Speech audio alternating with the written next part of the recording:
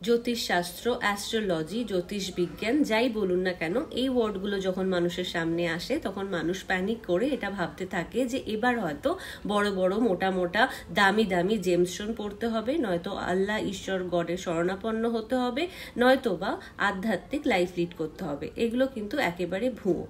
অ্যাস্ট্রোলজিও কিন্তু এক প্রকার সায়েন্স। এবার দেখুন, প্রত্যেকটা জিনিসের একটা পজিটিভ নেগেটিভ দিক থাকে এবং মানুষ সেই পজিটিভ নেগেটিভ দিকগুলোকে বিভিন্ন ভাবে নিজেদের জীবিকা অর্জনের জন্য কাজে লাগায়।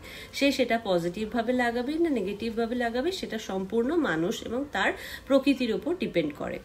এই যে ধরুন সূর্য একটি নক্ষত্র এবং আমাদের লাইফে কি বড় প্রভাব ফেলে সেটা সবাই জানে। যখন আমাদের শরীরে ভিটামিন ডি এর ডেফিসিয়েন্সি হয় তখন ডক্টর নিজে প্রেসক্রাইব করেন যে সকালে সূর্যরশ্মিকে কনজিউম করতে। সেরকমই দুপুর 12টা-2টোর সময় যে সূর্যরশ্মিটি বেশ নিঃসৃত হয় সেটি আমাদের শরীরের পক্ষে খুবই ক্ষতিকর। সেজন্য আমরা সানস্ক্রিন ব্যবহার করি বা ছাতা ইউজ করি সেখান থেকে প্রোটেক্ট করতে। তো একটি নক্ষত্র বা গ্রহের যেরকম পজিটিভ দিক আছে, নেগেটিভ দিক আছে। অ্যাস্ট্রোলজি আপনাকে তার পজিটিভ দিকটাকে কিভাবে আপনারা কনজিউম করবেন বা আপনারা সেখান থেকে ফল পাবেন সেটাকে ইন্ডিকেট করে দেয় বা টিপসগুলো দেয়। আবার তার সাথে সাথে নেগেটিভ দিক থেকে কি করে বাঁচবেন সেটারও কিছু টোটকা বা টিপস দিয়ে থাকে। শুধু তাই নয়, অ্যাস্ট্রোলজি আপনাকে আপনার জীবন পথ কি করে যথেষ্ট স্মুথ হবে এবং আপনার ফেভারেবল প্ল্যানেটগুলোকে কিভাবে আপনি সেখান থেকে কাজ নিয়ে নিজের লাইফে এগিয়ে যাবেন সেগুলো কিন্তু ইন্ডিকেট করে। এর প্রত্যেকটার পিছনে একটা করে সাইন্টিফিক রিজন আছে, সাইন্টিফিক ব্যাখ্যা আছে। ভিতরটা এই সাবজেক্টে নিয়ে রিসার্চ করেন তাহলে আপনারা সেটা জানতে পারবেন।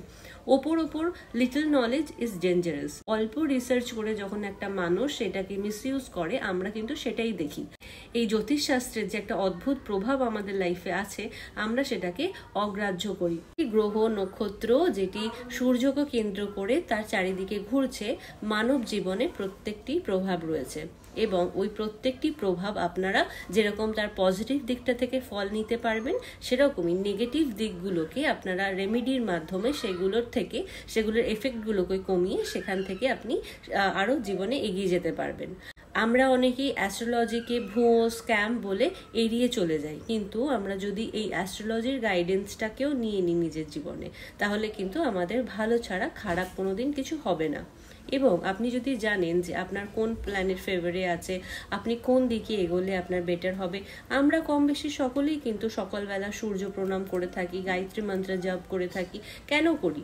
কারণ এটার মাধ্যমে একটা গুড ভাইব কাজ করে। একটা যে এই শব্দগুলো বা মন্ত্রগুলোর যে ভাইব্রেশন, এটা আমাদের জীবনে একটা পজিটিভ প্রভাব ফেলে।